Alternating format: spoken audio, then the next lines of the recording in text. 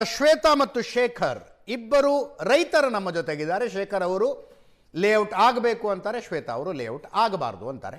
ಶೇಖರ್ ಅವರೇ, ಫಲವತ್ತಾದ ಭೂಮಿ, ಒಳ್ಳೆ ತೋಟಗಳಿದಾವಲ್ಲಿ, ನೇರಳೆ ಹಿಪ್ಪು ನೇರಳೆ ಬೆಳೀತಾರೆ, ಲಕ್ಷಾಂತರ ಲೀಟರ್ ಹಾಲು ಬರ್ತದೆ, ಅಂಥದ್ರಲ್ಲಿ ಲೇಔಟ್ ಮಾಡೋದಕ್ಕೆ ಹೆಂಗೆ ನೀವು ಅದರ ಪರವಾಗಿ ಆದ್ರಿ? No comments, no comments. ಇಲ್ಲ ಸರ್, ಸರ್ ನಾವು ಇಲ್ಲಿ ಮಾಡ್ತಾ ಇರೋದು ಲೇಔಟ್ ಅಲ್ಲ, ಕೇವಲ ನಿವೇಶನಕ್ಕಾಗಿ ಮಾತ್ರ ಮಾಡ್ತಾ ಇಲ್ಲ. ಇದು ನಮ್ಮ ಭೂಮಿ, ನಮ್ಮ ಭವಿಷ್ಯದ ದೃಷ್ಟಿಯಿಂದ ನಾವು ಈ ಯೋಜನೆಯ ಪರವಾಗಿ ಭೂಮಿ ಕೊಡಲು ಸಿದ್ಧ ಇದ್ದೀವಿ. ಕಾರಣ ಮೊದಲನೇದಾಗಿ ಕೃಷಿ ಲಾಭದಾಯಕವಾಗಿಲ್ಲ. ಯಾರವರು ವಿರುದ್ಧವಾಗಿ ಅವರವರ ಅಭಿಪ್ರಾಯ ಮಂಡಿಸಬಹುದು. ನನ್ನ ಅಭಿಪ್ರಾಯದಲ್ಲಿ ನಾವು ವ್ಯವಸಾಯ ಮಾಡಿ ನಮಗೆ ತಿಳಿದಿರುವ ಹಾಗೆ ಕೃಷಿ ಲಾಭದಾಯಕವಾಗಿಲ್ಲ. ನಾವು ಬೆಳೆದ ಬೆಳೆಗೆ ಬೆಂಬಲ ಬೆಲೆ ಸಿಗ್ತಾ ಇಲ್ಲ. ನಂತರ ನಮ್ಮ ಸುತ್ತಮುತ್ತ ಪ್ರದೇಶ ಕಲುಷಿತವಾಗಿದೆ. ವೃಷ್ಪಾವತಿ ಕೆರೆಯಿಂದ ಕೊಳಚೆ ನೀರಾಗಿದೆ, ಮತ್ತೆ ವ್ಯವಸಾಯಕ್ಕೆ ಯೋಗ್ಯವಾಗಿಲ್ಲ. ಬೋರ್ ಹಾಕ್ಸ್ತೀವಿ, 1200 1300 ಅಡಿ ಬೋರ್ ಕೊರ್ಸಿದ್ರು ಕೂಡ ಅವು ಫೇಲ್ಯೂರ್ ಆಯ್ತವೆ. ಅಂತರ್ಜಲ ಕುಸಿತವಾಗಿದೆ. ಮತ್ತೆ ನಾವು ಏನು ನಮ್ಗೆ ಒಂದು ಕಷ್ಟ ಬರ್ತದೆ ಜೀವನ ರೂಪಿಸ್ಕೊಳಕ್ಕೆ, ಏನಾದ್ರೂ ಒಂದು ಜಮೀನ್ ಮಾರ್ಬೇಕಂತ ಹೋದ್ರೆ ದಲ್ಲಾಳಿಗಳು ಮಧ್ಯವರ್ತಿಗಳು ಸೇರ್ಕೊಂಡು 50 ರಿಂದ 60 ಲಕ್ಷ 40 ರಿಂದ 50 ಲಕ್ಷಕ್ಕೆ ಮಾರಾಟ ಮಾಡ್ತಾರೆ. ತದನಂತರ ಅವರೇನೆ ಇನ್ನೊಂದು ಯಾರು ರಿಯಲ್ ಎಸ್ಟೇಟ್ ಏಜೆಂಟ್ಗಳು ಮುಂದಿನ ಏನು ನಾವು ಮಾರಾಟ ಮಾಡಿದಂತ ಜಮೀನನ್ನ 1 ಕೋಟಿ 1.5 ಕೋಟಿಗೆ ಮಾರಾಟ ಮಾಡ್ಕೊತಿದ್ದಾರೆ. ಸಮಸ್ಯೆಗಳನ್ನು ಹೇಳಿದ್ರಲ್ಲ ಸರ್, ಈ ಸಮಸ್ಯೆ ಎಲ್ಲಾ ರೈತರಿಗೂ ಇದೆ. ಆದ್ರೂ ನಮ್ಮ ಜಮೀನನ್ನ ನೀವು ಇದನ್ನ ತಗೋಬೇಡಿ ಜಮೀನನ್ನ ಅಂತ ಯಾಕೆ ಪ್ರತಿಭಟನೆ ಮಾಡ್ತಿದ್ದಾರೆ ಮತ್ತೆ ರೈತರು? ನಾವೀಗ ನಾವು ಕೂಡ ನಮ್ಮ ಜಮೀನ್ ತಕೊಳ್ಳಿ ಅಂತ ನಾಳೆಯಿಂದ ನಾವು ಧರಣಿ ಮಾಡ್ತಾ ಇದೀವಿ ಸರ್ಕಾರದ ವಿರುದ್ಧವಾಗಿ. ನಮ್ ಜಮೀನು ಇದು 20 ವರ್ಷದಿಂದ ರೆಡ್ ಝೋನ್ ಅಲ್ಲಿ ಇದ್ದೀರಿ, ನಮ್ಗೆ ವನವಾಸದಲ್ಲಿ ಇದ್ದಂಗ ಆಗ್ತಿದೆ. ನಾವ್ ಯಾಕೆಂದ್ರೆ ಇಲ್ಲಿ ಒಂದು ಯಾವುದೇ ರೀತಿಯ ಒಂದು ಪೆಟ್ರೋಲ್ ಬಂಕ್ ಮಾಡಕ್ ಆಯ್ತಿಲ್ಲ, ಒಂದು ಸ್ಕೂಲ್ ಕಟ್ಸಕ್ ಹೈಟೆಕ್ ಸ್ಕೂಲ್ ಕಟ್ಸಕ್ ಆಯ್ತಿಲ್ಲ, ಯಾವುದೇ ನಾವು ಅಭಿವೃದ್ಧಿ ದೃಷ್ಟಿಯಿಂದ ಸರ್, ಮುಖ್ಯಮಂತ್ರಿ ಡಿ ಕೆ ಶಿವಕುಮಾರ್ ಅವರು ಕನಕಪುರಕ್ಕೆ ಹೋಗಿ ಯಾರು ಜಮೀನು ಮಾರಬೇಡಿ, ಮುಂದೆ ಸ್ಕ್ವೇರ್ ಫೀಟ್ ಲೆಕ್ಕದಲ್ಲಿ ಮಾರುವಂತಹ ಕಾಲ ಬರುತ್ತೆ ಅಂತ ಹೇಳ್ತಾರೆ. ನಿಮ್ಮ ಜಮೀನನ್ನು ಎಕರೆ ಗಟ್ಟಲೆ ತಗೋತೀವಿ ಅಂತಾರೆ. ಇದು ಹೆಂಗಿದು ಲೆಕ್ಕಾಚಾರ? ಇದು ಆಕ್ಚುಲಿ ಸರ್, ನೀವು ಒಳ್ಳೆ ಪ್ರಶ್ನೆ ಕೇಳಿದ್ರಿ. ದಯವಿಟ್ಟು ಈ ಪ್ರಶ್ನೆಗೆ ಉತ್ತರ ಏನ್ ಗೊತ್ತಾ? ಡಿ ಕೆ ಶಿವಕುಮಾರ್ ಸಾಹೇಬ್ರವರು ಬಿಡದಿಯಲ್ಲೂ ಕೂಡ ನಿಮ್ಮ ಭೂಮಿಗೆ ಚಿನ್ನದ ಬೆಲೆ ಬರ್ತದೆ ಅಂತ ಹೇಳಿದ್ದು ಇದೇ ಕಾರಣಕ್ಕಾಗಿ. ಏಕೆಂದ್ರೆ ನೀವು ದಲ್ಲಾಳಿಗಳಿಗೆ 30 ರಿಂದ 40 ಲಕ್ಷಕ್ಕೆ ಜಮೀನನ್ನು ಕಳೆದುಕೊಳ್ಳಬೇಡಿ. ಆಕ್ಚುಯಲ್ ರೇಟ್ ಏನಿದೆ ನಿಮ್ಮೂರಲ್ಲಿ ಜಮೀನಿಗೆ? ಆಕ್ಚುಯಲ್ ರೇಟ್ ಏನಿದೆ, ನಿಜವಾದ ರೇಟ್ ಏನಿದೆ ಹೇಳಿ? ನಮ್ಮೂರಲ್ಲಿ ಸರ್ ನಾನೇ 6 ಎಕರೆ ನಮ್ಮ ಚಿಕ್ಕಪ್ಪ ದೊಡ್ಡಪ್ಪ ಸೇರಿ ನಾನು ಮಾರ್ಬೇಡ್ರಿ, ಮುಂದೆ ಸರ್ಕಾರ ವಶಪಡಿಸ್ಕೊಳ್ತದೆ, ಅಕ್ವೈರ್ ಆಯ್ತದೆ ಅಂದ್ರೂ ಕೂಡ 60 ಲಕ್ಷಕ್ಕೆ ಮಾರಾಟ ಮಾಡಿದ್ದೀವಿ. ಯಾವಾಗ? ಈ ಭೂಸ್ವಾಧೀನ ಪ್ರಕ್ರಿಯೆಗೆ ಮುಂಚೆ 5-6 ತಿಂಗಳ ಮುಂಚೆ 60 ಲಕ್ಷ ಒಂದು ಎಕರೆಗೆ. ನಾಗರಾಜ್ ಯಾರು 3 ಜನರನ್ನು ಕೇಳಿಲ್ಲ, 3 ಜನರನ್ನು ಕೇಳಿಲ್ಲ. ದಾಖಲೆ ತೋರಿಸ್ತೀನಿ ಬನ್ನಿ, ಸಮೇತ ತೋರಿಸ್ತೀನಿ. ಆಮೇಲೆ ಏನು ಈಗ ನಮ್ಗೆ ಶೇಖರ್ ಅವರೇ, ನಿಮ್ಮ ಲೆಕ್ಕಾಚಾರದ ಪ್ರಕಾರ ಎಷ್ಟು % ರೈತರು ಈ ಯೋಜನೆಯ ವಿರುದ್ಧ ಇದ್ದಾರೆ? ಸರ್, ನಾನೀಗ ಒಂದು ಗ್ರಾಮದ ಉದಾಹರಣೆ ಕೊಡ್ತೀನಿ. ಅಂಚಿಪುರ ಕಾಲೋನಿ ಗ್ರಾಮ ಅಂತ ನಿಮ್ಗೂ ಗೊತ್ತು. ಮೊನ್ನೆ ನಿಖಿಲ್ ಕುಮಾರಸ್ವಾಮಿ ಅವರು ಪಾದಯಾತ್ರೆ ಸಂದರ್ಭದಲ್ಲಿ ನಾವು ನಮ್ಮ ಭೂಮಿ ನಮ್ಮ ಹಕ್ಕು ನಮ್ಮ ಭವಿಷ್ಯದ ದೃಷ್ಟಿಯಿಂದ ದಲಿತರ ನಡೆ ಅಭಿವೃದ್ಧಿಯ ಕಡೆಗೆ ಅಂತ ನಾವು ಬ್ಯಾನರ್ ಹಾಕಿದ್ದು. ಮಾನ್ಯ ಮಾಜಿ ಶಾಸಕರಾದ ಎ ಮಂಜು ಅವರು ಮತ್ತೆ ನಿಖಿಲ್ ಕುಮಾರಸ್ವಾಮಿ ಅವರು ಹೇಳ್ತಾ ಇದ್ರೆ ಇಲ್ಲಿ ಯಾರು ಇಲ್ಲ, ಆ ರೀತಿ ಯಾರು ಇಲ್ಲ. ನಮ್ಮದು ಒಟ್ಟು ನಮ್ಮ ಭೂಮಿ ಇರೋದು 202 ಎಕರೆ. ಏನು ನಮ್ಮ ಅಂಚಿಪುರ ಕಾಲೋನಿ ಗ್ರಾಮದಲ್ಲಿ ಒಂದೇ ಒಂದು ಗ್ರಾಮಕ್ಕೆ ಅದು ಉದಾಹರಣೆ. ಯಾಕಂದ್ರೆ ಕುಮಾರಸ್ವಾಮಿ ಅವರು ಕೂಡ ಯಾರೋ 4 ಜನ ನಿಲ್ಸ್ಕೊಂಡು ತೊಟ್ಟಿಲಿ ಅಂಚಿಪುರ ತೊಟ್ಟಿಲಿ ಮಾತಾಡ್ಸವ್ರೆ. ಅವರು ಏನು ಅವ್ರು ಯಾವ ಆಂಗಲ್ ಅಲ್ಲಿ ಮಾತಾಡೋರು ನಮ್ ಗ್ರಾಮದ ಬಗ್ಗೆ? 202 ಎಕರೆನಾ ನಿಮ್ಮ 202 ಎಕರೆನಾ ನಿಮ್ಮ ಗ್ರಾಮದ್ದು? ಎಷ್ಟು ಜನ ರೈತರಿಗೆ ಸೇರಿದ ಭೂಮಿ ಅದು? ನಂಬರ್ ಆಫ್ ಫಾರ್ಮರ್ಸ್ 120 ರಿಂದ 130 ಮನೆಗಳ ಕುಟುಂಬಗಳಿದ್ವೆ. 130 ಕುಟುಂಬಗಳಿಗೆ ಸೇರಿದ 202 ಎಕರೆ ಜಮೀನು. ಎಷ್ಟು ಕುಟುಂಬದವರು ಇದ್ರ ಪರವಾಗಿದ್ದಾರೆ, ಎಷ್ಟು ಕುಟುಂಬದವರು ಇದ್ರ ವಿರುದ್ಧ ಇದ್ದಾರೆ? 174 ಎಕರೆ ನಾವು ಭೂಮಿಯನ್ನು ಕೊಡಲು ಸಿದ್ಧ ಇದ್ದೀವಿ ಸರ್. 174 ಎಕರೆ. ಓಕೆ. ಕೇವಲ 28 ಎಕರೆ ಮಾತ್ರ ಇದರ ವಿರೋಧವಾಗಿದ್ದಾರೆ. ಈ ಅಂಕಿಅಂಶದ ಪ್ರಕಾರ ಹೊರಗಡೆ ನಾವು ಮಾರಾಟ ಮಾಡಿರೋದು 60 ರಿಂದ 70 ಎಕರೆ ಇದೆ. ಆಂಧ್ರ ರೆಡ್ಡಿಗಳು ಬಂದು ತಗೊಂಡಿದ್ದಾರೆ. ಅವ್ರು ಕೇವಲ 5 ರಿಂದ 6 ಲಕ್ಷ ತಗೊಂಡಿದ್ದಾರೆ. ಇದೇ ಕುಮಾರಸ್ವಾಮಿ ಅವರು 2006ನಲ್ಲಿ ಯೋಜನೆ ತಂದಾಗ 2007-8ರಲ್ಲಿ ಅವರ ಅತ್ತೆಯವರ ಹೆಸರಿಗೆ ಜಮೀನು ಖರೀದಿ ಮಾಡಿದ್ದಾರೆ. ದಲಿತರ ಜಮೀನು 5 ಎಕರೆ, ಸರ್ವೆ ನಂಬರ್ 247, ಅದನ್ನು ಖರೀದಿನೇ ಮಾಡಿಲ್ಲ, ಸುಳ್ಳು ಹೇಳ್ತೀರಲ್ಲ. ಕಾನೂನಿನ ಉಲ್ಲಂಘನೆ ಆಗಿದ್ರೆ ಕೋರ್ಟ್ ಇದೆ ಸರ್. ಎಸ್, ಒಂದ್ ನಿಮಿಷ, ದಯವಿಟ್ಟು ಸೈಲೆನ್ಸ್, ದಯವಿಟ್ಟು. ಎಸ್, ಶೇಖರ್ ಅವರು ಬರ್ತೀನಿ. ಶ್ವೇತಾ ಅವರೇ ಒಂದೇ ನಿಮಿಷ, ಬರ್ತೀನಿ. ಹೊಸೂರು ಸರ್ವೆ ನಂಬರ್ ಅಲ್ಲಿ 5 ಎಕರೆ 14 ಗುಂಟೆ ಜಮೀನನ್ನು ದಲಿತರ ಭೂಮಿಯನ್ನು ಕೇವಲ 5 ರಿಂದ 6 ಲಕ್ಷಕ್ಕೆ ಕೊಂಡ್ಕೊಂಡಿದ್ದಾರೆ. ಯಾವುದು 2006 ಇದ್ರ ಪ್ರಕಾರ ನೋಡಿ ಸರ್, ಶೇಖರ್ ಅವರೇ ಹೇಳಿ ಸರ್. ಶೇಖರ್ ಬರ್ತೀನಿ ರೀ, ಒಂದೇ ನಿಮಿಷ. ಯಾವ ಜಮೀನನ್ನು ಖರೀದಿ ಮಾಡಿದ್ದಾರೆ ಅಂತ ತಾವು ಹೇಳ್ತಾ ಇದ್ರಲ್ಲ ಕುಮಾರಸ್ವಾಮಿ ಅವರು, ಯಾರ ಹೆಸರಿಗೆ ತಗೊಂಡಿದ್ದಾರೆ? ಹೊಸೂರು ಸರ್ವೆ ನಂಬರ್ 247 ಯಾರ ಹೆಸರಿಗೆ ತಗೊಂಡಿದ್ದಾರೆ? ಅನಿತಾ ಕುಮಾರಸ್ವಾಮಿ ಅವರ ತಾಯಿ ಹೆಸರಿಗೆ. ಓಕೆ, ಸರಿ, ಬಂದೆ ರೀ. ಎಸ್, ಒಂದೇ ನಿಮಿಷ ರೀ, ಬಂದೆ. ಶ್ವೇತಾ ಅವರೇ, ಅವ್ರ ಊರಿನ ಎಕ್ಸಾಂಪಲ್ ಇದೆಯಲ್ಲ, ಅದು ಅವ್ರ ಊರಿಂದ ಮಾತ್ರನಾ?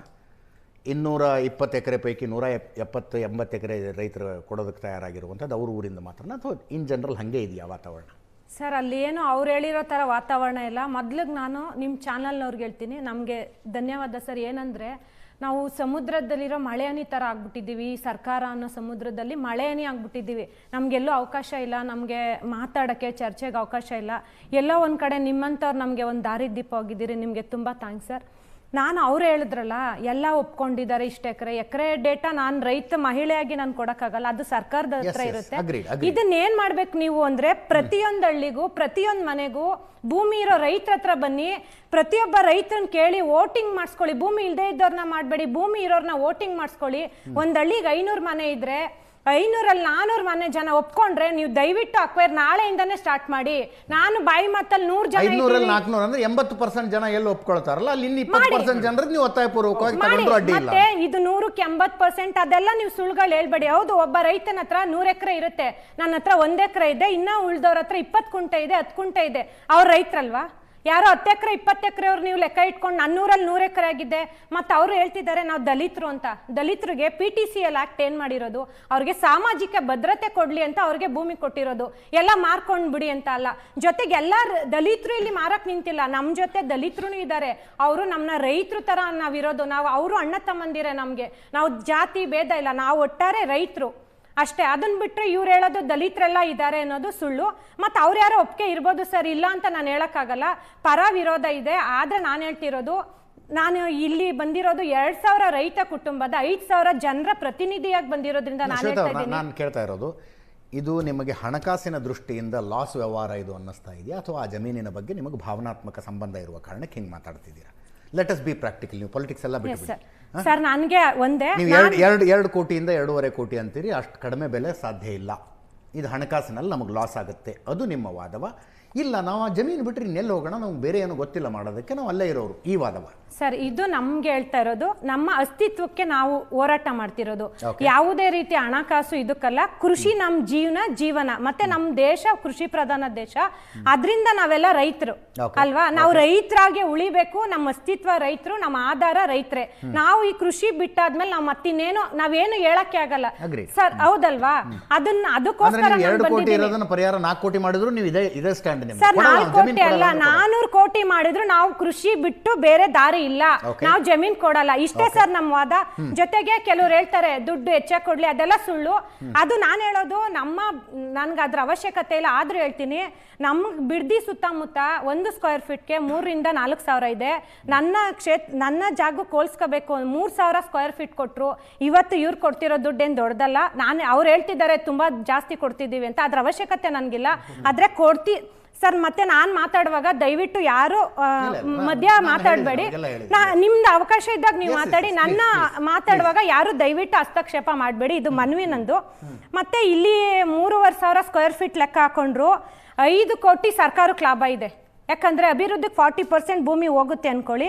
ಇನ್ನ 2400 ಸ್ಕ್ವೇರ್ ಫೀಟ್ ಉಳಿಯೋದ್ರಿಂದ 1 ಸ್ಕ್ವೇರ್ ಫೀಟ್ಗೆ 3500 ರೂಪಾಯಿ ದುಡ್ಡು ಬರೋದ್ರಿಂದ 8.4 ಕೋಟಿ ದುಡ್ಡಾಗುತ್ತೆ 1 ಎಕರೆ ಭೂಮಿಗೆ. ಸರಿನಾ? ಅದರಲ್ಲಿ ಒಂದು ಎಲ್ಲಾ ಖರ್ಚು ವೆಚ್ಚ ಕಳೆದು 5 ಕೋಟಿ ಲಾಭ ಆಗುತ್ತೆ. ಅಂದ್ರೆ ಅವ್ರು ಹೇಳ್ತಿದ್ದಲ್ಲ ಜಾಸ್ತಿ ದುಡ್ಡು ಕೊಡ್ತಿದೀವಿ ಒಳ್ಳೇದು ಅಂತ, ಅದೆಲ್ಲ ನಮ್ಗೆ ಗೊತ್ತಿರುವಂಗೆ 1 ಎಕರೆ ಜಮೀನಿನಲ್ಲಿ ಸೈಟ್ಗಳು ಇಷ್ಟು ಬರ್ತವೆ ಅನ್ನೋದು ಮಾತ್ರ, ಸ್ಕ್ವೇರ್ ಫೀಟ್ ಎಷ್ಟಾಗುತ್ತೆ ಅನ್ನೋದು ಮಾತ್ರ ಲೆಕ್ಕ ಆಗ್ತಾ ಇದೆ. ಅದರಲ್ಲಿ ರೋಡ್ಗಳು, ಚರಂಡಿಗಳು ಎಲ್ಲ ಬರ್ತವೆ. ಎಲ್ಲ ಕಳ್ದೆ ನಾನು ಹೇಳ್ತಾ ಇರೋದು, ಎಲ್ಲ ಕಳ್ದಿ ಸರ್ಕಾರಕ್ಕೆ ಯಾವುದೇ ರೀತಿ ಲಾಭನೇ ಇರೋದು. ಅವ್ರು ಹೇಳೋದು ಜಾಸ್ತಿ ಕೊಟ್ಬಿಟ್ಟಿದೀವಿ ಅಂತ. ಯಾವುದೇ ಕಾರಣಕ್ಕೂ ಅವ್ರು ಜಾಸ್ತಿ ಕೊಡ್ತಿಲ್ಲ. ಪರ ಇದೀವಿ ಕೊಡ್ತೀವಿ ಅಂತಾರಲ್ಲ, ಅವರು ಆದಷ್ಟು ಪಾಪ ಇನ್ನ ಸ್ವಲ್ಪ ದುಡ್ಡು ಕೇಳಿ ಅಂತ ಅವ್ರ ಪರವಾಗೂ ನಾನು ಹೇಳ್ತಾ ಇದ್ದೀನಿ. ನಾವ್ ಹೇಳ್ತಾ ಇದ್ದೀವಿ 100 ಕೋಟಿ ಕೊಟ್ರು ಯಾವುದೇ ಕಾರಣಕ್ಕೂ ನಾವು ನಮ್ಮ ಕೃಷಿ ಭೂಮಿನ ಕೊಡಕ್ ಇಷ್ಟ ಇಲ್ಲ. ಯಾಕೆ ಅಂದ್ರೆ ನಾವು ಪ್ರತಿ ತಿಂಗಳಿಗೂ 6.5 ಲಕ್ಷ ಲೀಟರ್ ಹಾಲು ಹಾಕ್ತಾ ಇದ್ದೀವಿ, ಸರಿನಾ? ಮತ್ತೆ 32 ಕೋಟಿ ವಾರ್ಷಿಕವಾಗಿ ರೇಷ್ಮೆ ವಹಿವಾಟು ಮಾಡ್ತಾ ಇದ್ದೀವಿ. 70 ಕೋಟಿ ತೆಂಗಿನ ವಹಿವಾಟು ಇದೆ, ಮತ್ತೆ 60 ಕೋಟಿ ಬೇಬಿಕಾರ್ನ್ ವಹಿವಾಟಿದೆ. ಅಂಕಿ ಸಂಖ್ಯೆಗಳನ್ನು ಶ್ವೇತಾ ನಾನು ನೋಡಿದ್ದೀನಿ. ಇಷ್ಟೆಲ್ಲ ಇದ್ದು ಇದರಿಂದ ನಮಗೆ ಬೇರೆ ಡೆವಲಪ್ಮೆಂಟ್ ಅವಶ್ಯಕತೆ ಇಲ್ಲ ಸರ್. ನಾನು ಒಂದು ರೈತ ಕುಟುಂಬದಿಂದನೇ ಬಂದಿದ್ದೀನಿ. ನಂದಂದರೆ ಪಿತ್ರಾರ್ಜಿತವಾದಂಥ ಒಂದಷ್ಟು ಜಮೀನಿದೆ. ಆ ಜಮೀನಿನ ಜೊತೆಗೆ ನಮಗೊಂದು ಭಾವನಾತ್ಮಕ ಸಂಬಂಧ ಇದೆ. ಯಾರು ಬಂದು ಯಾವುದೋ ಯೋಜನೆಗೆ ಅಕ್ವೈರ್ ಮಾಡ್ಕೋತೀವಿ ಅಂದರೆ ನಾವು ಹರ್ಟ್ ಆಗ್ತೀವಿ, ಬೇಜಾರಾಗ್ತೀವಿ, ವಿರೋಧ ಮಾಡ್ತೀವಿ, ಅದ್ರ ಬಗ್ಗೆ ಎರಡನೇ ಮಾತಿಲ್ಲ. ಆದರೆ ನಮ್ಮ ಸಮಾಜದಲ್ಲಿ ಒಂದಿದೆಯಲ್ಲ, ಬಹುಜನ ಹಿತಾಯ ಬಹುಜನ ಸುಖಾಯ ಅಂತಾರೆ. ನಮ್ಮ ಬೀದಿಯ ಒಳ್ಳೆಯದಕ್ಕಾಗಿ ನನ್ನ ಮನೆಯ ಸಮಸ್ಯೆ ಓಕೆ ಅಲ್ವಾ, ನಮ್ಮ ಊರಿಗೆ ಒಳ್ಳೇದಾಗುತ್ತೆ ಅಂದರೆ ನಮ್ಮ ಬೀದಿಗೆ ಸ್ವಲ್ಪ ಸಮಸ್ಯೆ ಆದರೂ ಓಕೆ, ನಮ್ಮ ತಾಲೂಕಿಗೆ ಒಳ್ಳೇದಾಗುತ್ತೆ, ನಮ್ಮ ಹಳ್ಳಿಗೊಂದು ಸ್ವಲ್ಪ ಸಮಸ್ಯೆ ಆದರೂ ಓಕೆ. ಅದು ಬಹುಜನ ಸುಖಾಯ ಬಹುಜನ ಹಿತಾಯ ಅಂತ. ಹೌದು, ರೈತರಿಗೆ ಸಮಸ್ಯೆ ಡೆಫಿನೆಟ್ಲಿ ಆಗುತ್ತೆ. ನೋಡಿ, ಚೀನಾದಂಥ ದೇಶ ನಮಗಿಂತ 30 ವರ್ಷ ಮುಂದಿದ್ದಾರೆ, 40 ವರ್ಷ ಮುಂದಿದ್ದಾರೆ ಅಂತ ನಾವು ಯಾಕೆ ಮಾತಾಡ್ತೀವಿ? ಯಾಕಂದ್ರೆ ಅಲ್ಲಿ ಈ ಥರದ ಸಮಸ್ಯೆಗಳೇ ಬರೋದಿಲ್ಲ. ಅಲ್ಲಿ ಸರ್ಕಾರ ಒಂದು ಆದೇಶ ಹೊರಡಿಸಿದ್ರೆ ಯಾರೂ ಏನು ಮಾತಾಡೋಂಗಿಲ್ಲ, ಬರೋದನ್ನು ಬಿಟ್ಕೊಂಡು ಹೋಗ್ಬೇಕಪ್ಪ. ಒಂದು ನಿಮಿಷ ದಯವಿಟ್ಟು ಅಂದ್ರೆ ಪ್ರತಿಯೊಂದು ನೀವು ಹೇಳಿದ್ರಲ್ಲ 80% ರೈತರು ಒಪ್ಕೊಂಡ್ರ, ಹಂಗಿದ್ರೆ ಈ ದೇಶದಲ್ಲಿ ಯಾವ ಯೋಜನೆನೂ ಮಾಡೋದಕ್ಕೆ ಆಗ್ತಾನೆ ಇರಲಿಲ್ಲ ಅಲ್ವಾ? ಹೈವೇ ಮಾಡೋಕ್ಕಾಗಲ್ಲ, ಟ್ರೈನ್ ಮಾಡೋಕ್ಕಾಗಲ್ಲ, ಏರ್ಪೋರ್ಟ್ ಮಾಡೋದಕ್ಕಾಗೋದಿಲ್ಲ, ಏನು ಮಾಡೋದಕ್ಕೆ ಆಗೋದಿಲ್ಲ. ಈ ಯೋಜನೆ ಮಾಡಿ ನಾನ್ ಮಾಡಬೇಡಿ ಅಂತ ಹೇಳಿಲ್ಲ, ಅದಕ್ಕೆ ಬಿಡ್ದಿನೇ ಬೇಕಾ?